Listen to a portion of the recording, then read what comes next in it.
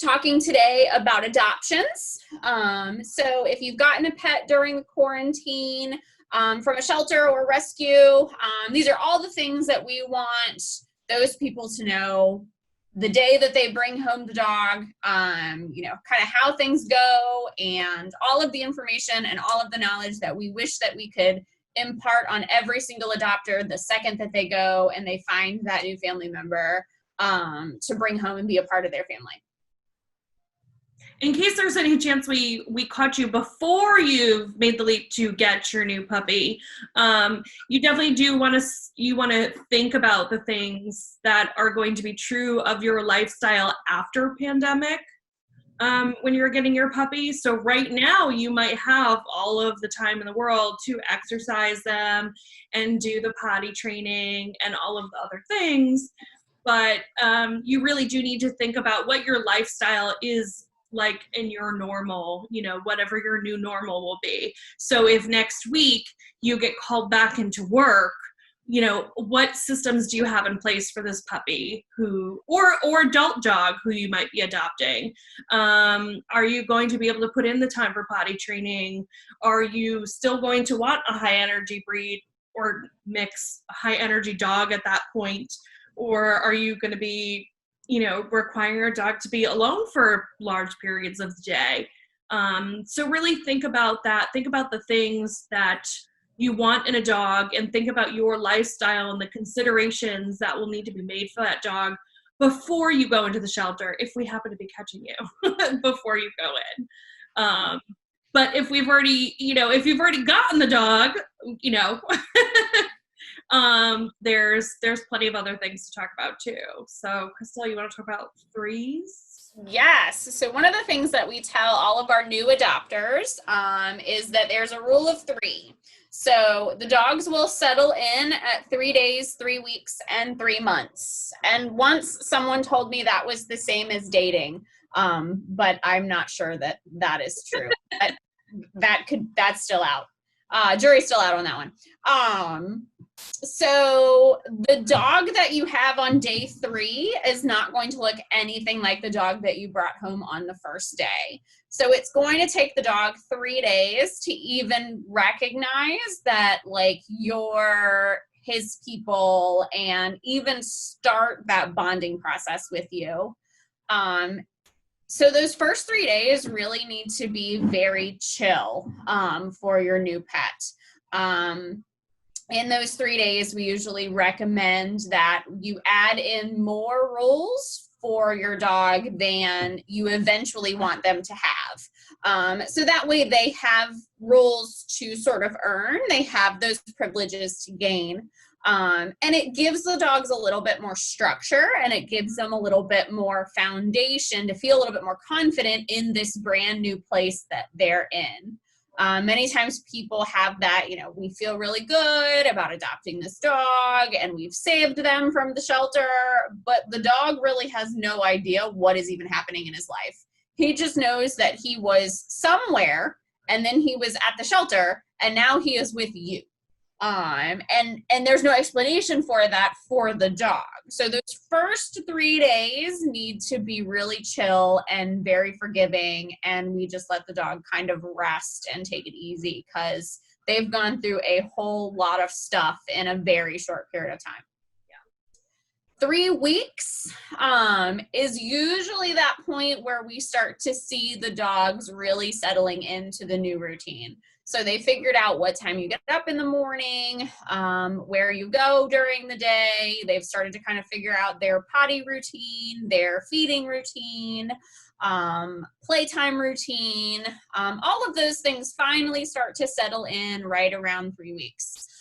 So it's really important if you are bringing home a dog during the quarantine and during everybody being home, even in the summertime, that you get your dog on the schedule that you expect them to be on in the fall. And that's really, really important. So even I have to work from home sometimes. And my dogs know at 10:30 in the morning, I'm either out for appointments or I'm sitting at my computer and I'm working on things. It is no longer playtime. It is no longer mom is doing fun things time, they are asleep on the couch or asleep in their kennel. So that's really important too, that you start them on that routine, because by 3 weeks that they've been with you, they're going to have started to pick up on that routine. So the magic point for us as dog trainers is that point at 3 months. So 3 months is when the dogs start really settling in, they really start feeling good, they start feeling comfortable with you, and the behavior issues start. So 9 times out of 10, when we get brand new adopted dogs, it's within that, it's right around that 3-month mark, that we get the phone calls that, hey, this thing has happened and I need a little bit of help with it because I don't know what to do with this and this cannot continue. So really your 3 months to your 6 months is when they really start to settle in. So if you think back, you know, a lot of people went and adopted dogs from the shelters right when pandemic started. So right around end of March, beginning of April, May, June, July, here we are 3 months. And now our routines are changing a little bit. The dogs are really settling in. The dogs are really having, you know, really starting to show these people who they really are, instead of the sort of shell-shocked pet that they pulled out of the shelter 3 months ago. So this is not a short turnaround thing. This is for the long haul.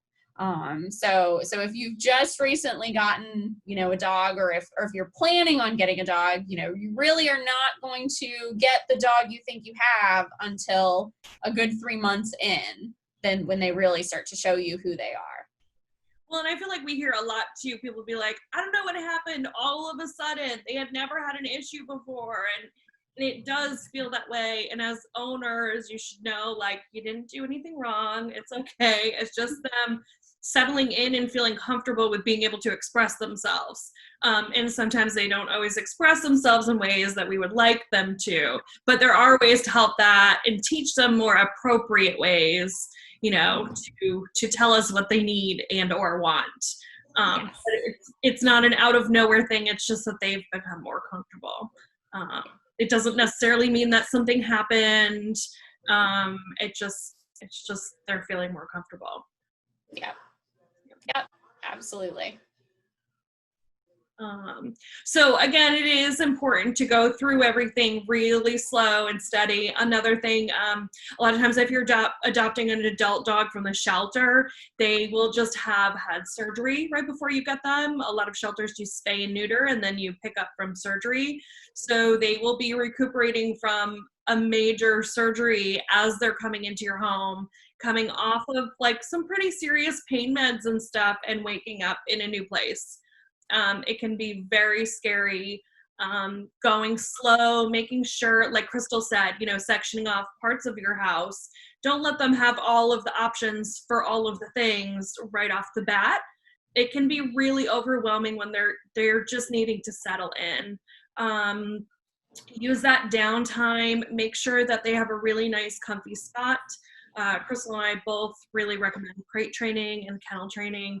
So have a nice crate set up for them, have a nice soft bed, keep the room dark, play soft music, that kind of thing, and let them just come out on their own and explore when they're ready to. And during that time, you know, you're going to be wanting to do things like, you know, check all the things in your house that maybe you hadn't thought about in terms of your pet. Does your fence reach all the way to the ground at all the points in your yard? Is it high enough?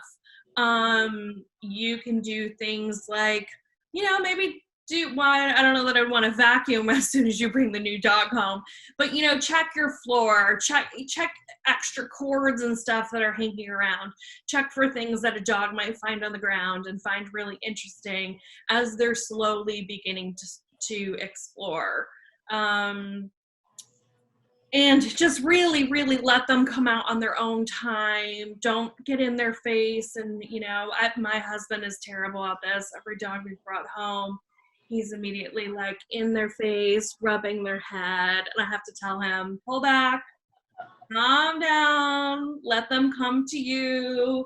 And he goes with the, I know, but I'm just showing them I love them. And that's wonderful, except that they're feeling overwhelmed and, oh my gosh, this big human is in my face right now.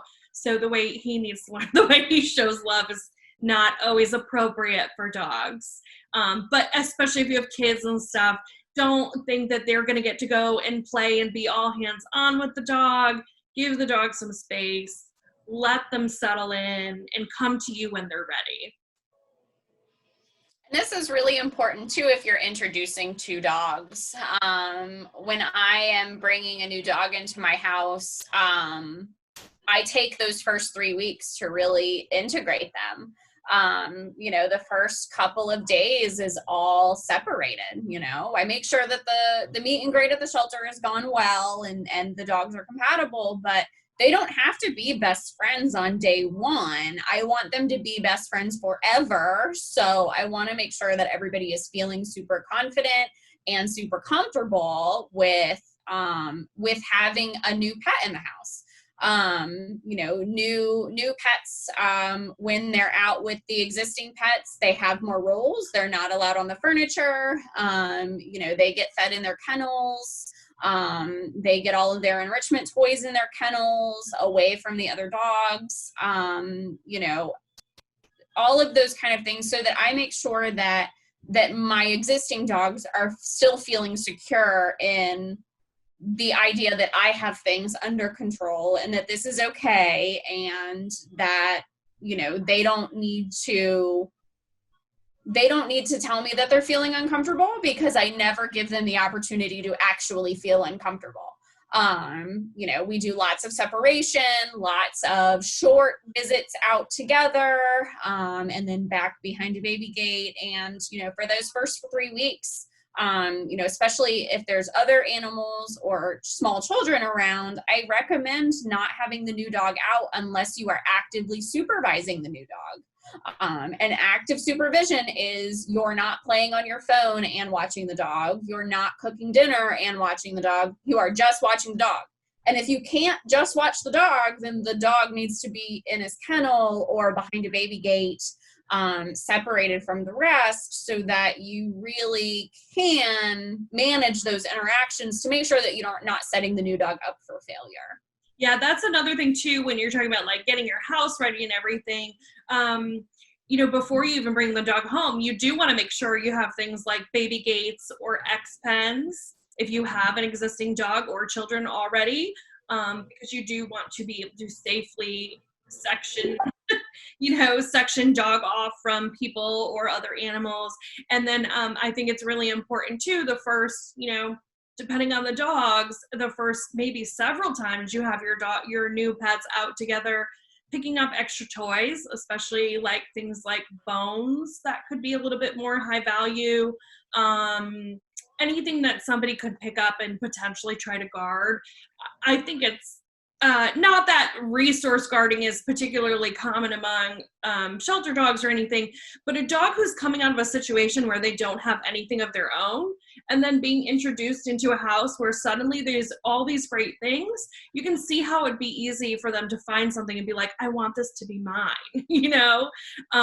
and your existing dog might have the opposite reaction, like, no, this is mine. This has always been mine. Dogs don't really understand the concept of sharing. Yeah. And so just taking that stuff out of the picture totally, and then introducing things slowly and seeing how things go. One big mess up like that can really start everyone off on the wrong foot. And so it's easier just to remove any of that temptation, any of that potential for chaos. Yeah, absolutely. Absolutely. So with bringing home a new dog, everybody's always so excited that they've got a new dog that they want to invite all their friends over and they want everybody to come over and meet the new family member, like right out the gate. But you have to keep in mind that the dog is still trying to figure out where they are and who is there and who their people are now.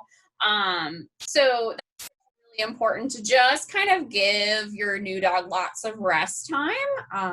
Everybody wants to go to the farmer's market with their new dog and go and do and all of these things, but really taking it slow with those kind of things as well. Like, let them figure out the home first, and then let them figure out, your little neighborhood walk, but not, the second day be going out and, miles around the neighborhood with your dog on a walk. Like, take it slow. Like, just do maybe the first few houses 4 or 5 times to get them out and moving, but not go so far that they're totally overwhelmed. Like, giving them time to really sniff their new environment, sniff their new neighborhood, nice and slow and steady, is also great to kind of help with that sense of overwhelm that your dogs are feeling.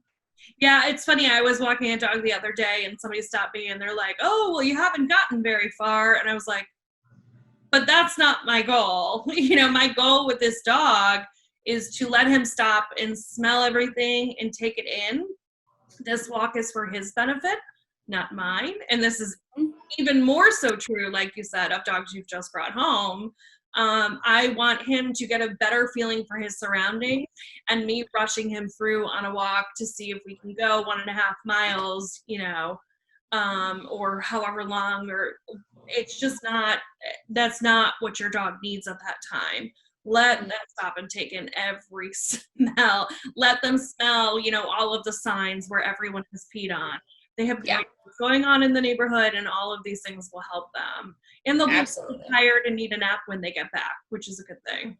Absolutely. Yeah. I always remind people that dogs are very olfactory while we are very visual. So we walk out the front door and we go, yep, the neighbor's gone. And, the guy across the street needs to mow the lawn. And all right, I'm carrying on with life. Your dog is trying to figure out where the neighbor is. Is he in his house? Do they have a dog? Do they have a cat? Do they have 5 dogs? Is the car hot or cold? Did they get takeout in the car? Did the dog go in the car?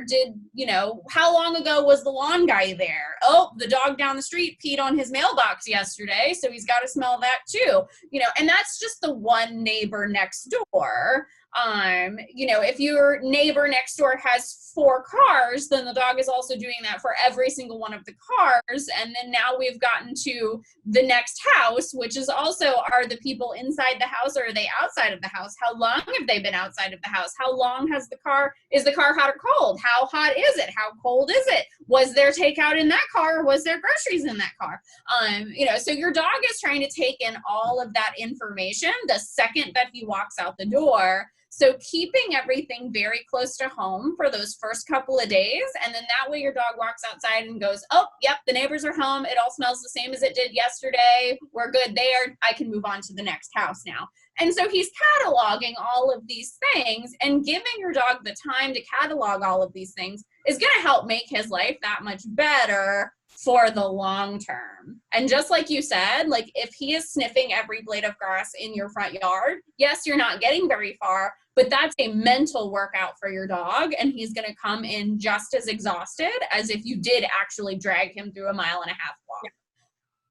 Yeah, and I mean, that's such an exhausting list, like listening to you name it all and like hearing you like catching the end of your breath, like, can you get it all out?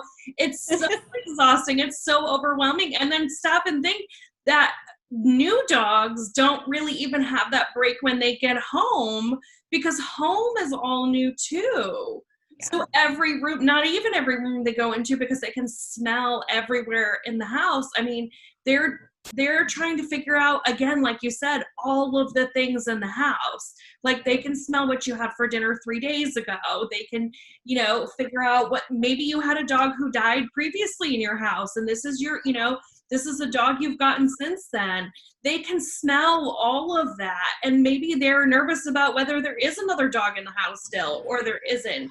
Or think about anything. If you had your friend come over with a dog one time, even if it was a few months ago, they can smell that. You better believe that there's a piece of fur in your house somewhere that didn't get cleaned up from that dog visiting one time. They're smelling all of these things, trying to figure out everything on top of your routine, on top of being new people. So even when they're coming back home, it is going to take them longer to get into that restful state. And then when they wake up, it's going to start all over again. It's super overwhelming to think about. God, I'm getting like anxiety just thinking about it. It's a lot. Absolutely.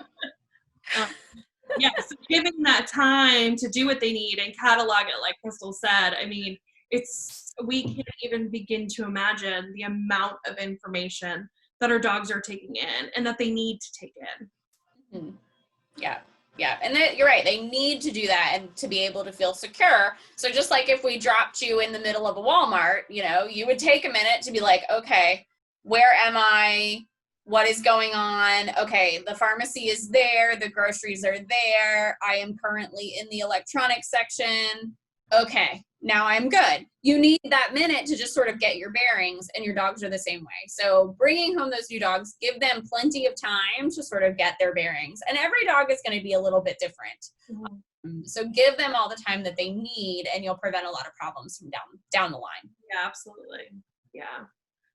So some of the things that we do start to see around the 3-month, 6-month mark is some pretty common problems like separation anxiety, resource guarding, leash reactivity. All of those things happen a lot. There are some things we can do in the beginning to help. It's never the person's fault that these things happen. Like some dogs are just more, help me out here, Crystal, they're more inclined to have these issues, and things in the environment can trigger them or not trigger them, and it is what it is. But as far as separation anxiety goes, especially right now, again, we're talking pandemic and being home all the time, you do want to make sure that your dog knows how to spend time by themselves. It's an important skill. Doing things like getting your routine right.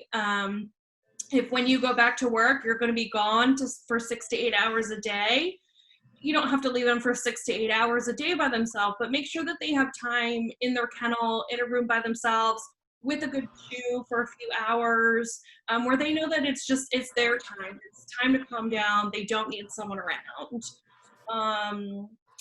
Leash reactivity, a really great thing to do in the beginning. Again, Crystal, you were talking about how we want everyone to see the new dog. And we want to introduce our dog to all of the other dogs, and we think of that as socialization. We want to socialize our dogs, but you will do a lot better for your dog if you actually keep them with you, teach them how to walk by another dog without having to go say hi. The same thing for people. Your dog, it's a much more common life experience that your dog will not be able to go up to the person that's walking across the street. That's a much more likely scenario in your everyday life than being able to go up and see every single dog in person that comes into their line of sight. Right. So practicing those things from the beginning, and then slowly, and when they can be calm about it, letting them go up to people and dogs you have pre-selected. People you can kind of boss around and be like, don't reach down and pet him, or just let him smell you for a minute, or dogs who are also calm and relaxed and not at the end of the leash and barky and lungy. And those things. And then resource guarding, a really good rule is don't give your dog things that you're going to have to take away from them. So like high value items, if it's something that they can't keep, and you like a brand new dog, I wouldn't give them a bully stick right off the bat. Because it can easily become a choking hazard, and I don't feel comfortable going and pulling a bully stick out of the mouth of a brand new dog I don't know. Right, who doesn't know you? Like, you doesn't know me. And he's just come home and he has this amazing thing, and now I'm going to take it from him. It's just so confusing. It's so confusing to dogs. So, make sure that they have really safe things to chew, things that they can keep around. And if there is a time you do have to take something from a dog, I always recommend don't do it directly. Give them something better to have and let them go to that. And then when they're calm and engaging with that, then you can go and safely pick up the item. But especially with a new dog, I'm going to be more careful about how I do that. You don't want the dog to feel tricked. It's not about tricking the dog. It's about making an appropriate trade and giving them something better. And don't follow the advice of sticking your hand in your dog's food, please. Yes, don't. Yeah, don't do that. Yeah. No, in my house we always trade for things. Like even when Cargo was a baby and she would steal things out of the trash or she would pick up my socks, it was never conflict. It was always like, oh, look at that thing that you have. Can I have it? Can you have this cookie? Can I have the thing? Yeah. And for a while she would try to hold the thing and pick up the cookie, which was adorable because that's not possible. But eventually she would spit out the thing and take the cookie and then I would take the thing. But it was never, I never chased her. I never like snatched her up and pulled things out of her mouth. Like those were saved for things that would absolutely kill her. Yeah. If she was chewing on a sock, well, I lost a sock. Yeah. So she once you add in chase too. I mean, if the dog, even best case scenario, if the dog doesn't have a negative reaction and gets angry, I mean, not really angry, but doesn't feel protective over the thing, then you've started the best game ever. They not only have this great toy, but now we're playing keep away. Yeah. That's the scenario for a dog. Yeah. You're just working against yourself. Exactly. So yeah, we were always very calm about it. And then I would just go collect a cookie and she would watch me collect the cookie. And then I would be like, can I have that for this cookie? And she's like, well, of course you can, because you have a cookie. But then there was I wasn't chasing her around. And then also I was teaching her that when you have something that you're not supposed to have, come to me and I will trade you for a cookie. So I saved quite a few socks because she would collect the sock and then come show me, hey, look, I have a sock. And then I would go trade her for a cookie. And then I could put the sock in the laundry where it belonged and not wherever she found it. Yeah. So it creates a whole different dynamic there. And like you said, there's no conflict there. Yeah. No, I mean, because we see so much too where we end up with these ideas of what our dogs should be doing and how they should do it and why they should want to do these things. And we're just increasing conflict and bad feelings. And it just makes for a crappy relationship with your dog, Yeah. Yeah. Yeah. And that's a whole podcast, or that's a whole episode. Oh gosh, I know.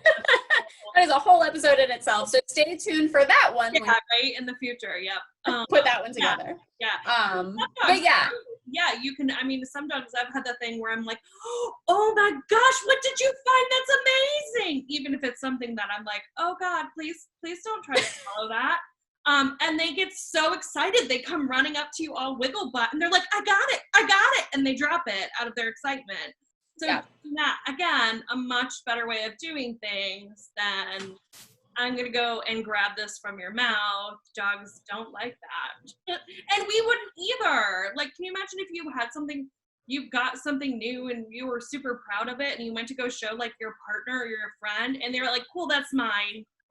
Like, it's crazy. We don't stop to think about what that would be like on the other side. We just think you're not supposed to have that. You shouldn't have it.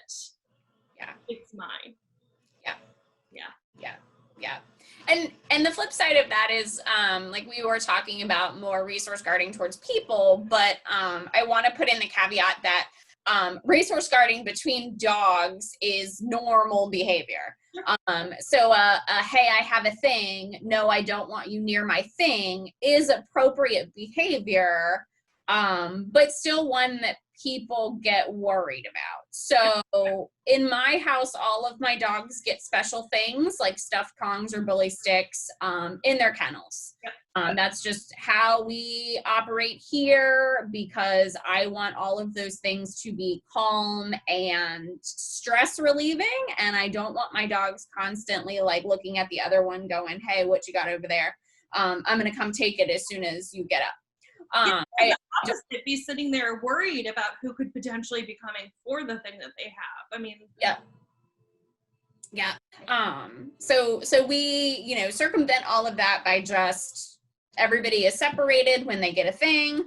But knowing that a quick, snark or like a quick like, hey, leave that alone is totally appropriate. And it's up to the human to be able to intervene at that point. Yeah. So if dog A has a antler and dog B is staring at them to try to take the antler, then dog B needs to be removed. Yes. You know, it's not a let the dogs work it out. It's a, hey, human, you have, you know, more wherewithal of the environment. You need to make sure that all of your dogs are feeling comfortable in this situation. And that's where it's really important at the beginning that you're doing that active supervision.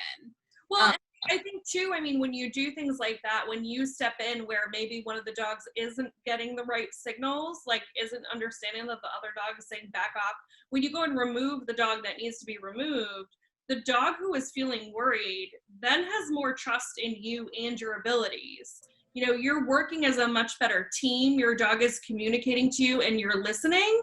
And I just find that to be so, so helpful. I think so many times, you know, dogs keep escalating because we don't listen.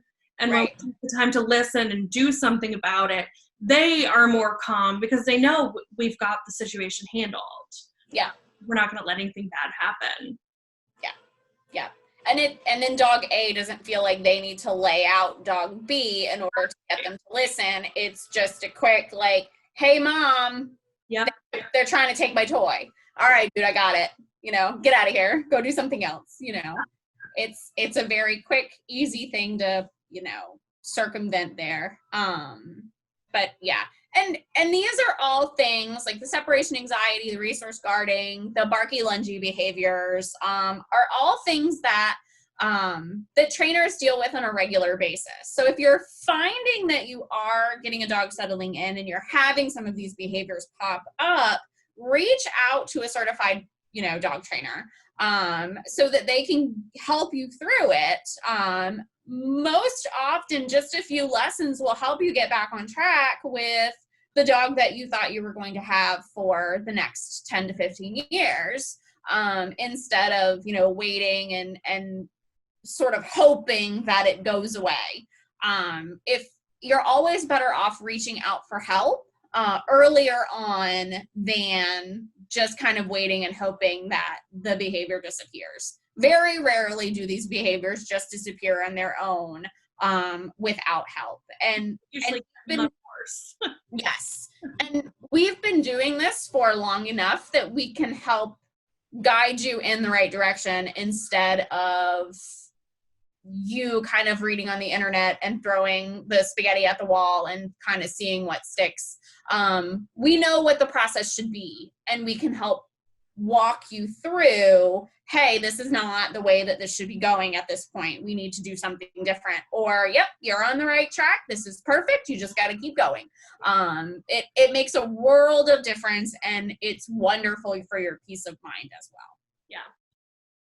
Yeah. Do you want to just talk for a quick second about this, again, could be a whole other podcast, but what things you would be looking for in a professional certified trainer?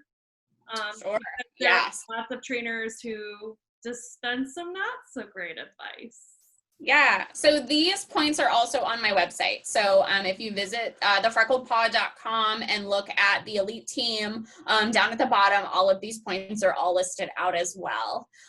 So things that I look for, I am a dog trainer, so things that I pride myself in are my certifications. So I am certified through the Certification Council for Professional Dog Trainers.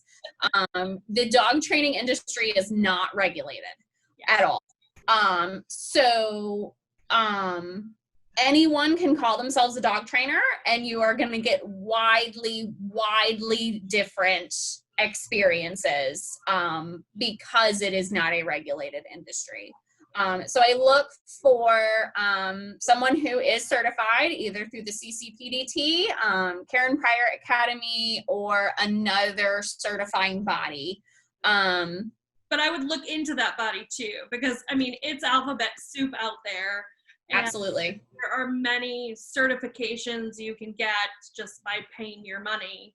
Yeah. and they give you Yeah. a little badge for your website without Yeah. showing any knowledge or understanding. Yeah.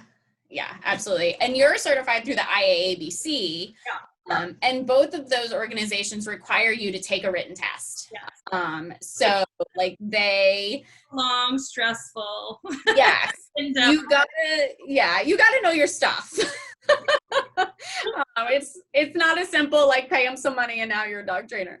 Yeah, But actually know stuff. So those are things that I look for. And I also look for their commitment to continuing education. That's a huge one. That is a huge one. The dog training industry is changing every single day, and there's always more science and more research being done, especially in the world of dogs, that's just giving us a vast knowledge of things that never were studied before. So commitment to continuing education and making sure that they are committed to research-based and science-based techniques. There are many, many different techniques that a dog trainer can show you, and their degree of functionality widely differs.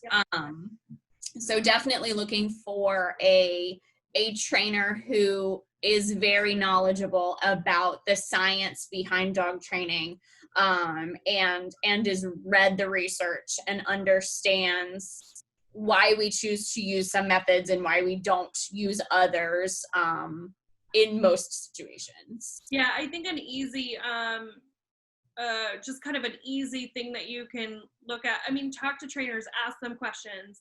If you feel like they're being combative on the other end, like it's probably not a good fit. A good trainer will be happy to sit there and explain all the things to you, because our goal is to teach you to teach your dogs. Right. So anyone who promises that they're going to fix your problem in X number of sessions or days. Or a lifetime guarantee. Yeah, I mean, because like we know, behavior is a complicated thing. Think about how long it takes to change a habit like biting your nails or eating better or going to the gym. I mean, that's behavior, and behavior changes take time. And there's a lot of stuff going on under the surface. It's not like a couple quick corrections, or it's not just something that can be fixed overnight. Right.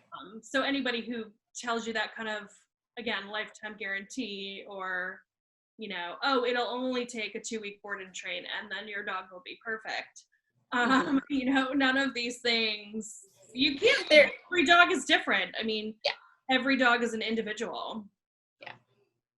Yep, absolutely. So do your research, you know, and of course, if you're having any of these problems, you know, feel free to reach out to Diane or I. We're happy to talk you through any of these things, get you on the right track. Yeah. Okay. So that went off on a little bit of a tangent. Sorry. So thanks for joining us today, guys. Just as a quick recap of kind of the things we did, make sure that if you haven't gotten a dog, when you do go to get a dog, you are picking a dog that will fit in your lifestyle. So, you know, energy is a consideration. You want to think about how many kids you have in the household, how old they are, all of that kind of stuff, as well as prepping for bringing the dog home, have your baby gates ready, have all the things picked up off the floor. All of these fun things. And then remember your rule of 3s. For a dog to decompress when coming home, the first 3 days, the first 3 weeks, and the first 3 months are really giant stepping stones for acclimation. So let them take their time. Go nice and slow and steady. Don't rush into introductions with, you know, even your same dogs in the household, kids and the new dog, people and dogs and kids and all of the things out on the street. Let them take their time. I don't know how many times I can say that. It's just, you have to let them go at their own pace. You have to give them, again, the time to get in all of the smells and adjust to this new scary change in their life. So that way they can see it's not scary and it's the best thing that's ever happened to them. And then, and in that, make sure that they're getting plenty of rest too. They're going to need that rest, especially in the beginning. And if you are starting to see problems, especially as we know, a lot of them pop up right around in that 3 to 6 month period, reach out to a certified trainer as soon as you can. Tell them what's going on. There's plenty of help available. You just need to reach out and ask for it. Don't ask in your Facebook groups. Don't ask your aunt or your cousin who's had dogs forever. Talk to someone who really has taken the time. We spend a ton of time studying, even in our off time. I mean, like, I listen to dog training and biology and all kinds of podcasts in my off time because it's what I really love. You need to find someone who really loves and is always learning, and we're there to help you. So you can always reach out to either of us, or we can point you in the right direction if you want someone who's local to you. And that's about it for today. I don't know what our next one is going to be on. We've batted around a few different topics that we could bring up for our next episode. But until then, enjoy your extra time at home with your pets. And we'll see you soon. All right. Bye.